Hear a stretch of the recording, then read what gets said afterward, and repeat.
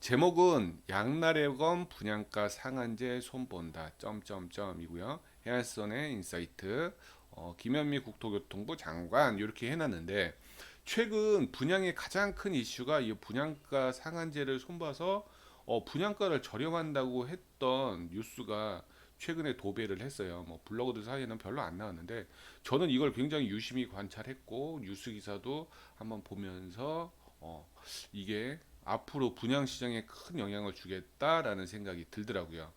그런데 이게 쭉 여태까지 국토교통부의 우리 김현미 장관님의 행보도 그렇고 국토교통부의 행보를 보니까 왜 이 시기에 이게 나왔을까? 그 생각이 갑자기 확 드네요. 자, 우리 잠깐만 과거로 가보면 2017년 8월 2일 대책이 나오면서 부동산 그때 2017년 8월 2일 대책 때 부동산 경기가 굉장히 뜨거우니까 8위 대책이 나왔고 그때부터 분양가 상한제가 적용이 됐죠. 그러면서 아주 철저하게 지켰습니다. 그러다가 2019년 9.13 대책 이후 부동산이 살짝 주춤하면서 이게 분양가 상한제 지역의 분양가가 아주 슬금슬금 오르기 시작했어요. 어떻게 보면 와 분양가 상한제 지역인데 분양가가 굉장히 높네. 고분양가네. 너무 높은데 이거 부동산 경기가 조금 침체되니까 건설 주체 측에서 분양가를 올리는 거 아니야? 그런 생각이 굉장히 많이 들었어요. 여기 계신 분들도 분양권에 관심 있는 분들도 분명히 느꼈을 것 같아. 작년 9.13 대책 이후 특히 올해 분양했던 서울 분양 단지 보면은 분양가가 은근히 높은 단지들이 꽤 많았거든요.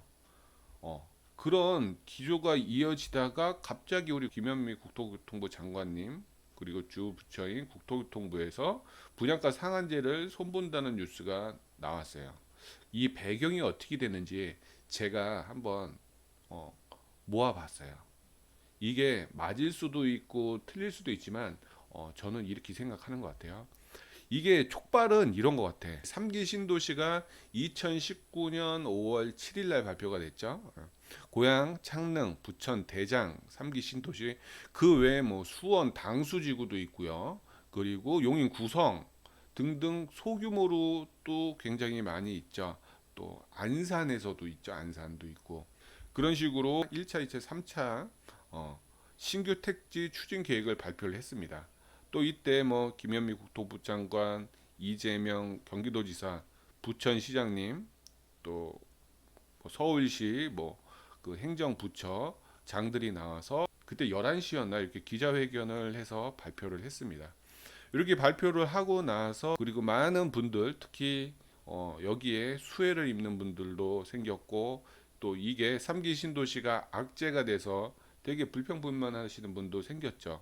어, 결국은 서울에 있는 서울 집값을 좀 줄이기 위해 또 서울에 있는 사람들이 이제 분산 효과를 위해 3기 신도시가 이렇게 발표가 돼서 이렇게 나왔는데 어, 이게 은근히 후폭풍이 생겼어요. 이게 5월 7일 날 생겼는데 후폭풍 볼까요?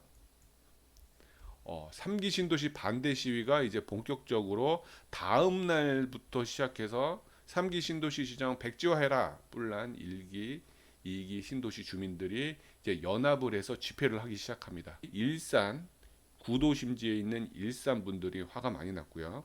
또 파주 운정이 있었고, 그죠? 그리고 김포도 있고요. 그리고 가장 많이 저기 했던 게 이제 인천 검단 등등 이쪽 1기 신도시, 2기 신도시 주민들이 연일 집회를 가졌습니다. 그리고 점점점 그 집회 수위는 높아졌고요. 그러다 보니까 특히 김현미 국토교통부 장관이 있던 지역구가 일산이었잖아요. 일산이다 보니까 어떻게 보면은 국토교통부 장관님께서 어, 되게 난처했을 것 같아. 예전에 그런 얘기했단 말이에요. 어느 국회의원이 그랬어. 강남에 사실래요? 일산에 사실래요? 그러니까 우리 국토교통부 장관님은 한마디로 딱 끊었죠. 난 일산이라 그랬어요. 일산이 살기 좋다고 하셨단 말이에요.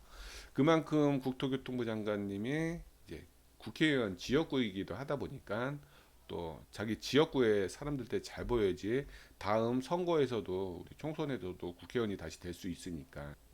그러다 보니까 정치적으로도 되게 이 입지가 낮아졌죠. 또 특히 고향 분들이 어, 굉장히 화가 많이 났으니까. 그렇죠. 고향 분들이 화가 많이 났다 보니까 표에 직접적인 연관이 있고, 그러니까 이제 달래기에 나섭니다. 달래기에 나섬죠. 이제 3기 신도시 발표 후 일산 집값 사실 아니다. 뭐 당장 집값이 확 떨어진 건 뭐 실거래까지 지키진 않지만, 그래도 어쨌든 투자 수요나 뭐 집 살라고 그랬던 사람들 다 영향은 있었죠. 그러니까 인천 지하철 2호선을 일산까지 연장해 수도권 서북부 교통을 획기적으로 개선하겠다라고 했어요. 그래서 어떻게 보면 여기 인천 2호선으로 해서 여기 걸포 북변으로 해서 이제 킨텍스 여기 일산으로 하는 요 2호선 인천 2호선 확장을 했는데, 더 열받아. 사실 여기 인천이나 김포나 요걸 요 2호선 연장을 원하는 게 아니고 한강선에서 5호선을 진짜 원하는데, 이 여기만 서로 묶어주는 일산과 김포와 인천을 묶어주는 이 노선을 준다고 딱 얘기하니까 사람들이 되게 화가 났죠. 여기 사는 사람들이 진짜 원하는 건 뭐다? 서울 접근성을 더 획기적으로 개선해 주는 거다. 그 얘기도 특히 인천과 김포 같은 경우는 그 얘기를 더 했죠. 요 달래기를 한번 해줬어요. 달래기. 그런데 이게 뭐 약발이 먹히진 않죠. 더 열받아. 더 열받으니까 이제 반대 시위가 점점 세집니다. 일산, 파주, 뭐 분노의 집회, 건설사들도 패닉, 그렇죠? 3기 신도시 후폭풍, 수도권 전체가 술렁인다. 또 2기 신도시 사시는 분들은 아니 2기 신도시 먼저 완성해주고 교통편을 제공해줘야지. 3기는 뭐 예타 면제부터 시작해서 뭐 여러 가지 목소리가 나왔었고, 또 3기 신도시 철회 한 목소리, 2기 신도시 먼저 해라. 또 건설사 정부 믿다가 또 잘못해서 미분양 공포난다. 건설사들은 건설사대로, 또 주민들은 주민들대로. 그러다 보니까 반대 시위가 더 커졌죠. 고양 일산, 뭐 파주, 운정, 인천, 검단 등 반발 수위가 더 높아지고 있고요. 여기뿐만 아니라 수원, 당수, 뭐 남양주, 왕숙 등등 해서 3기 신도시 철회하라는 그 목소리가 굉장히 컸습니다. 그러니까 이것도 지금도 진행 중인 것 같아요. 굉장히 반대 수위가 커졌다. 그러다 보니까 더 국토교통부나 또 김현미 장관 측 그쪽에서는 더 입지가 좁아졌죠. 그러다가 갑자기 뜬금없이 이게 연장이 국토교통부에서 이거를 갖다 놨더라고요. 분양가 너무 비싸다. 공공택지 직접 개입에 나선 김현미 국토교통부 장관. 한번 읽어볼까요? 쭉 읽어보면은 이거를 딱 과천 제이드자이를 딱 찍었어요. 과천 제이드자이가 평당 분양가가 2,300에서 2,400 정도 될 것으로 예상하는데, 너무 높다. 그러니까 전용 면적 59제곱미터 기준에서 5억 6천 안팎으로 분양가를 이제 책정해서 분양할 예정이었는데, 우리 국토교통부 장관님께서 너무 높다. 주무 부처 장관이 분양가가 비싸다고 했으니 해당 건설사에서는 분양가 산정 방식을 다시 살펴보고 분양을 미뤘습니다. 저는 이걸 딱 보고, 아니 여기 과천 S 구블럭이죠, 얘가 제이드 자이 같은 경우는 주변 시세보다 한 3억, 4억 정도 저렴한, 한 3억 정도 저렴한 거의 로또 단지인데 왜 얘가 비싸다고 했을까? 아니 여태까지 평소에는 서울에 분양했던 거, 아니면 과천 자이에 분양했던 거, 또 분양가 상한제 지역에 분양했던 단지들을 높게 분양했는데 갑자기 분양가가 저렴한 공공택지를 분양가가 비싸다고 태클을 걸었단 말이에요. 이것도 한편으로는 또 보여주기 요거 아닐까 싶어. 아니 딴 거는 전혀 얘기 안 하고 여기를 비싸다고 하거든요. 여기는 사실 누가 봐도 싼 데거든요. 난 이거를 트집 잡은 거 보면서 왜 얘를 비싸다고 태클을 걸지? 더 싸게끔 나오라고 할까? 이거를 딱 들었을 때 이거 뭐 보여주기인가? 요 생각이 들었거든요. 우리 방송 보시는 분은 어떤 생각 드셨어요? 이 기사 보면서 기존 과천이 얼마인데 얘 보고 분양가가 비싸다고 싸게 하라, 후려치라 이렇게 했는데, 그리고 딴 데도 아니야. 공공 분양에다가 특히 과천이란 입지인데, 그래서 저는 이게 보여주기식이 아닌가라는 생각이 문득 들었어요. 과천이 아닌 의향보다 비싸다는 의미가 아닐까요? PD 수첩에도 나오기도 했고요. 여론몰이 중이다. 우리 이영란님 여론몰이 중 한번. 그래서 주변 시세를 봤어. 주변 시세가 얼마인가? 자, 이건 주변 시세야. 과천 제이드자이 59제곱미터 기준에서 5억 6천입니다. 5억 6천. 요거 잠깐 쭉 보면 여기 요거에 과천 지식정보타운이고, 여기에 뭐 과천 지식정보타운역 4호선도 생기고요. 얘 입지 자체도 나쁘지 않죠. 또 여기 고속도로 톨게이트도 있죠. 여기 광명에서 저기 판교로 가는 뭐 북이양 톨게이트부터 시작해서 교통편도 좋아요. 4호선. 그리고 이 위쪽으로 가서 나중에 여기 GTX도 생기고요. 아무튼 여기가 59제곱미터 5억 6천이야. 그리고 최근에 분양했던 과천 자이 있죠. 과천 자이. 과천 주공 6단지. 6단지 가격 보면 그냥 9억이라고 했는데 일부 6층인가? 6층 이하는 8억대고 6층 초과는 9억 초과됐거든요. 그래서 9억 썼어요. 얘는 9억이야. 그리고 작년인가 재작년에 분양했던 과천 위버필드 같은 경우는 8억 6천. 얘급으로 모르겠어요. 얘보다 살짝 떨어진다 해도 얘랑 비교했을 때 거의 3억 차이 나거든요. 여기는 택지지구고, 여기는 기존에 있던 주공아파트 있던 구도심지구, 정부청사 있고, 여기는 뭐 지식정보센터가 생기고, 얘보다 한 수 아래더라도 3억이 저렴하다는 건 솔직히 말이 안 되거든요. 그만큼 쌌어요. 근데 안양, 여기는 특히 평촌 레미안 프루지오랑 자이, 비싼 자이 아이파크는 역세권도 아니고요. 여기 끄트머리 있어요. 끄트머리. 뭐 여기가 나쁘지는 않아요. 나쁘지는 않지만 거주 요건은 좋지만 분양가가 같아 보니까, 여기 한번 볼까요? 여기 뭐 없어요. 여기 그냥 여기 산이 있고요. 요 위쪽에 입지가 그렇게 좋다고 할 수 없어요. 안양 내에서. 그리고 평촌 레미안 프로조 같은 경우는 여기 있거든요. 여기 분양했었던 거, 올해 분양했던 거죠. 분양가를 비교해도 얘랑 거의 똑같아. 그죠? 제이드자이나 여기다.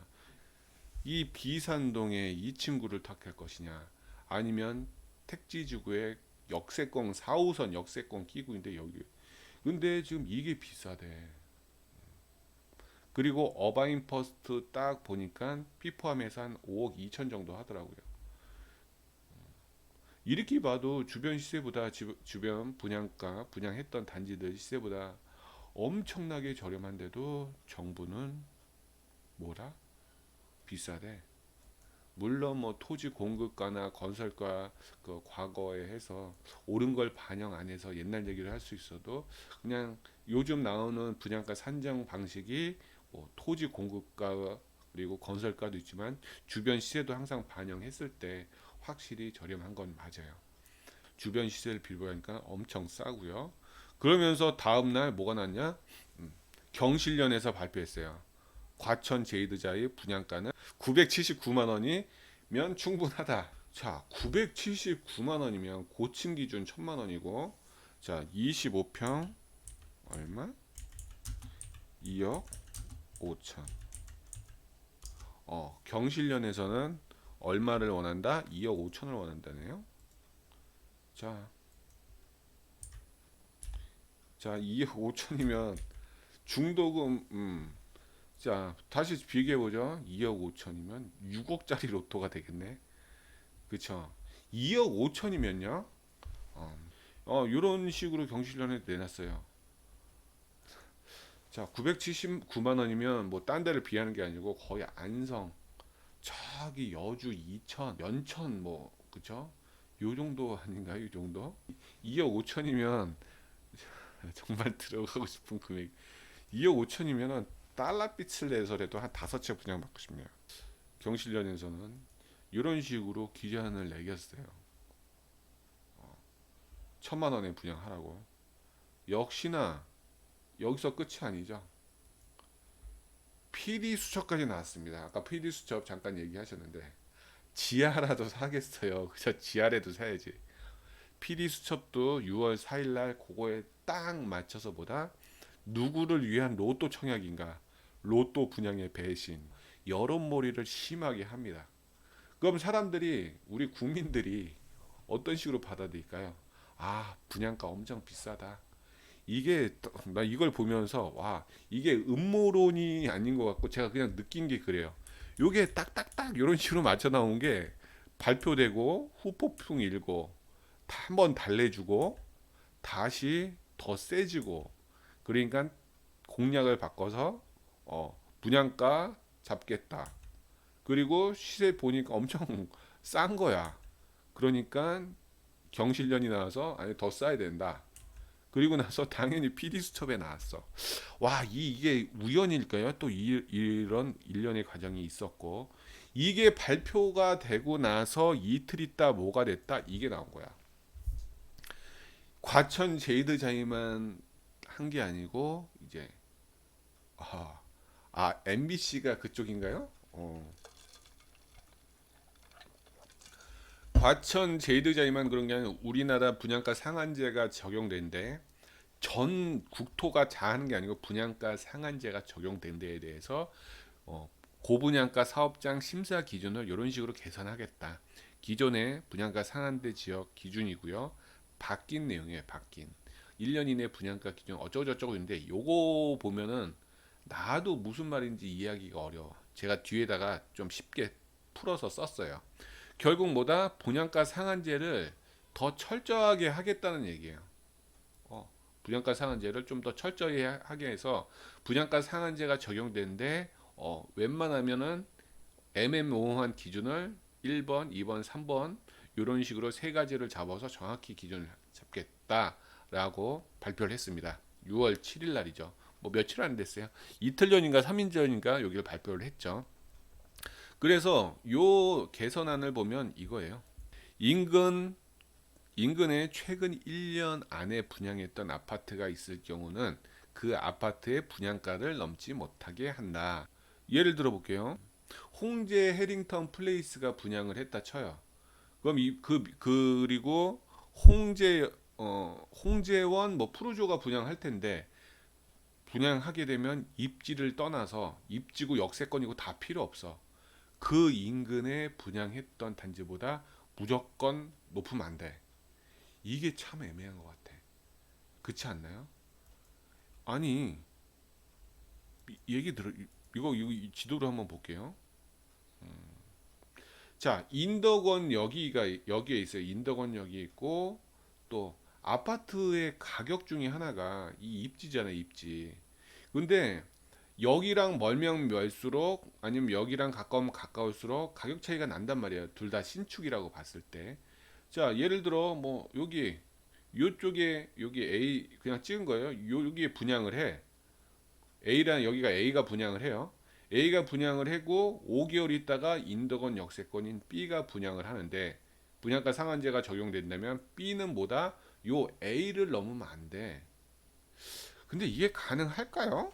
그냥 여기가 분양가 상한제 지역이고 여기 A가 분양을 해요. 여기 아무래도 여기는 역세권과 거리가 멀었던 A가 분양을 하고 1년이 안 돼서 뭐 6개월 있다가 이제 B가 여기에 분양을 해. B.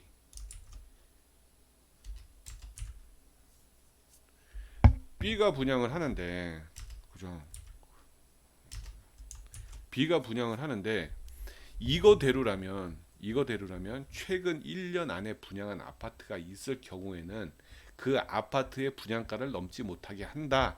분양가 상한제 이렇게 얘기했어요. 그럼 결국 뭐다? A가 뭐 3억에 분양했다. 3억에 분양했다. 그러면 역세권이고 땅값 비싼 B는 뭐다? 3억보다 낮아야 된다. 같거나 뭐 낮아야 된다. 2억 9천. 얘도 3억에 분양해야 된다. 이게 맞나? 건설 회사에서도 굉장히 머리 아플 것 같아요. 그죠? 제 말 맞죠? 이거 혼란이 올 것 같아요. 그리고 두 번째, 분양 후 1년 이상 지난 아파트가 있을 경우, 잘 봐요. A가 분양한 지 1년이 넘었어. 이제 B가 분양을 할 차례예요. 분양 후 1년 이상이 지난 아파트가 있을 경우 그 아파트 분양가의 시세 상승률을 반영하되 상승률은 최대 5%까지만 적용한다. 이거 이렇게 보면 되죠. 이 아파트가 분양을 했는데 5억에 분양을 했는데 P 붙여서 P가 3천. A가 분양을 했는데 5억에 분양한데 P가 5억 3천 붙었어요. 이제 B가 분양을 하려면 뭐다? 분양을 하려면 5%라고 써 있단 말이에요. 상승률이 5%, 상승률을 반영하되 5%까지만이 적용된다. 그러면 이거 맞죠, 햇빛장님, 그죠? 이리키 뺏기 분양 못한다, 뭐 이런 얘기죠, 그죠? 5315 이렇게 올리는 거를 못 올리게 한다. 그리고 주변에 1년 다 이상 돼서 준공한 아파트만 있다 쳐요. 이미 준공한 아파트만 있을 경우는 주변 아파트의 평균 매매가를 초과하지 않도록 한다. 이것도 어렵다. 자, 주변 준공한 아파트만 있는 경우, 그러니까 분양권이 없고 다 새 아파트만 있어. 그럼 주변 아파트의 평균 매매가를 초과하지 않는다. 자, 이렇게 보면 되겠죠. 이게 구축 아파트들이야. 연차에 따라서 다 틀릴 거 아니에요. 요번에 얘가 분양하네. 얘가 A, B, A, B 있고 이제 S가 분양할 차례야. S는 어떻게 한다? 여기대로면 주변 아파트의 평균 매매가라고 그랬단 말이에요. 5443이야. 그럼 4네. 얘는 무조건 4억에 분양해야 된다는 얘긴데. 이거 맞죠? 그죠? 5443이니까 주변에 있는 구축 아파트의 평균 분양가로 분양하는데, 근데 이게 말이 되나? 나 보면 이게 말이 되나요? 이 새 아파트가 이쪽에 있는 오래된 아파트보다 더 싸야 돼. 결국 이거야. 새 차를 내놨는데, 현대에서 새 차를 내놨는데 뭐 5년 탄 중고차보다 더 싸게 내놨어. 뭐 그런 느낌 아닌가요? 이거 저도 쭉 검토하면서 읽어보면서 이게 말이 되나? 라는 생각이 들었어요. 탁상 공론으로 나온 결과 그냥 잘 보이기 위해서 그냥 툭 던져놓은 거 아닌가? 이게 안 자체가 약간 현실성에 맞지 좀 안 맞는 것 같다. 그래서 만약에 이게 적용이 되면, 이게 언제부터 적용이 된다면, 제가 썼는데 24일부터 적용돼요. 6월 24일입니다. 자, 오늘 며칠이죠? 오늘이 9일입니다. 24일이니까 2주 후부터 적용되네요. 2주 후 월요일부터 적용되기 시작해요. 이때 모집 공고일부터 적용되는데, 이제 이런 식으로 적용하게 되면 서울의 분양권, 뭐 특히 투기지역 투기과열지구 공공택지 분양권이 이제 앞으로 엄청나겠죠. 자, 분양가 상한제가 강화로 예상되는 변화. 첫 번째, 누가 봐도 후분양을 검토할 것 같아요. 어차피 재개발을 하게 되면은 후분양을 검토하게 돼요. 지금 MBC 부지, 여의도 MBC 부지에서 있는 주상복합이 지금 후분양 검토를 예정이 있고요. 삼성동 상하 2차 애매한 클래시아, 그리고 서초 그랑자이, 또 하반기에 나오는 반포 쪽 아파트 반포 1, 2, 4주구 등등 할 거 없이 다 후분양으로 나올 가능성이 커요. 두 번째, 이게 6월 24일부터 시행되면 우선 밀고 볼 거예요. 왜냐면 분양 그 조합원, 특히 조합원 측에서 일반 분양을 좀 높여서 해서 그 수익금으로 좀 뭐 어느 정도 사업비를 충당하는데, 일반 분양이 확 낮아지면 사업성이 수익금이 낮아지잖아요. 그러다 보니까 분양 열기가 떨어질 것 같아요. 분양 일정들을 다 뒤로 미룬다. 그러다 보니까 뭐가 온다? 분양 물량이 감소가 진행된다. 어, 작년 9.13 대책 이후도 작년에서도 뭐 대책 계속 나왔었잖아요. 청약 5번 바뀌었으니까. 그때도 다 뒤로 밀었는데 이때도 똑같이 분양이 감소된다. 그리고 로또 단지가 속출한다. 어, 이거 뭐 분양만 나오면은 쌀 것 같아요. 이대로만 나온다면 어, 굉장히 로또 단지가 속출할 것 같고요. 로또 단지가 속출하게 된 뭐다? 청약 시장은 당연히 과열되게 됐죠. 청약 시장은 과열되게 돼 있고요. 그리고 계약금이 20%뭐 더 나가서는 30%? 아직까지 내가 30%는 못 봤어요. 지금 보면은 이제 북일에 분양했던 로또 단지들은 다 계약금 20%를 했거든요. 계약금 20%가 거의 뭐 어, 관행으로 되지 않을까 싶고요. 그리고 요 사업비를 충당하기 위해서 요건 뭐 조금 과장돼서 썼는데 딴 데서 수익을 내는 거죠. 특히 건설 회사에서 가장 많이 장난치는 게 뭐다? 베란다 확장비죠. 제가 84제곱미터 기준에서 봤을 때 제가 저렴한 게 본 게 한 800만 원대도 있었고요. 제일 비싼 게 뭐다? 3천만 원대 있어요. 3천만 원대가 어디냐면 저기죠. 수지 파크나인 1차가 파크나인 1차 거기가 3천만 원으로 알고 있어요. 84제곱미터 기준에서 베란다 확장비가 3천만 원. 옵션을 굉장히 많이 넣을 것 같은데요. 옵션 같은 경우 꼭 필요한 옵션 같은 경우를 옵션이라는 거 해도 그만 안 해도 그만이지만 꼭 필요한 옵션 같은 거를 굉장히 많이 넣을 것 같아요. 그리고 한편으로 이런 것도 있죠. 9.13 대책 이후에 고분양가인 상황에서 일부 지역 적용해봤자 뭐 큰 차이가 없다. 예를 들어 홍제 볼게요. 홍제가 8.9억에 분양했어요. 84제곱미터 8억 9천에 분양했는데 거기 홍제 인근에 푸르지오가 하나 분양하기로 했는데 걔도 요거를 적용한다면 최근 1년 분양가보다 넘지 못한다. 그러면 이렇게 하면 되지. 이렇게 분양하면은 상관없거든요. 어쨌든 이제 분양가 상한제가 적용되는 단지는 요 시나리오대로 좀 흘러가지 않을까 하는 생각이 개인적으로 들어요.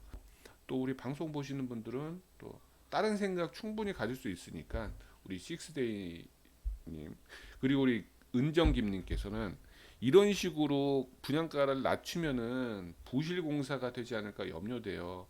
참 이것도 일리가 있죠, 그죠? 어. 자기네도 남아야 되잖아. 분양가는 강제로 정부에서 못 올리고 남아야 되는데 그러다 보니까 뭐 예를 들어 뭐 싱크대 아니면은 자재, 철근 예전에 그런 거 있었죠. 뭐 철근 빼돌리는 거. 물론 그거는 뭐 불법이긴 하지만 약간 철근을 좀 센 거를 살짝 기준만 맞춰서 조금 낮은 거 쓸 수도 있고 실크 벽지를 뭐 합지 벽지로 쓸 수 있고 예를 들어 뭐 계획상 한샘이었는데 아니면 뭐 그보다 뭐 브랜드 좀 낮은 거. 특히 창 같은 거 있잖아요. 창. 뭐 로이 유리를 일반 유리로 한다든가 이런 식으로 조금 그쪽으로 사업비를 좀 남겨 먹을 수 있는 그것도 있을 수 있을 것 같아요. 이영란님, 우리 같은 투자자들보다 건설사는 대량의 물량으로 제공하는 투자자라 생각합니다. 그 누구보다 발빠른 게 시장을 이기는 사람이죠. 그 좋은 의견이고요. 우리 같은 투자자들보다 건설사들도 요번 대책을 보면서 참 많은 생각을 할 것 같아요. 이거 해야 되나 말아야 되나 막 이런 생각부터 건물만 하겠네요. 내부 인테리어 없이. 요 대책 이후로 한번 분양 시장이 어떤 식으로 변할지 저도 한번 계속 꼼꼼히 보면서 한번 고민 좀 해봐야 될 것 같아요. 어쨌든 이번 요 대책 아닌 대책이 분양 시장에 큰 변화가 있지 않을까 싶어요. 분양 일정 연기되면서 새 아파트나 분양권이 오르지 않을까요? 재개발 재건축 아파트 서울에서 허가를 잘 안 내주니 공급 계획이 묶여 2, 3년 안 새 아파트 수요가 더 증가할 것 같아요. 좋은 의견 감사해요. 그렇죠. 결국 수요와 공급인데 이런 식으로 해서 공급이 감소되면은 수요가 늘어나게 되고 그러면 집값 연장으로 올라갈 수 있는 여지가 충분하죠. 공급 부족으로 급등 오르지 않을까요? 예, 같은 의견인 것 같아요. 또 많은 분들이 우리 또 좋은 의견들 주셔갖고 다 일리 있는 얘기들 하셔갖고 저도 또 공부되고 좋은 도움이 된 것 같아요. 제가 준비한 양날의 검, 양날의 검이죠. 분양가 상한제 손본다에 대해서 한번 얘기해봤는데요. 정부가 앞으로 어떤 대책을 내놓을지 궁금하네요. 황금박쥐님, 분양가 상한제를 적용할 거고요. 두 번째, 분양권이 과열이 될 것 같고요.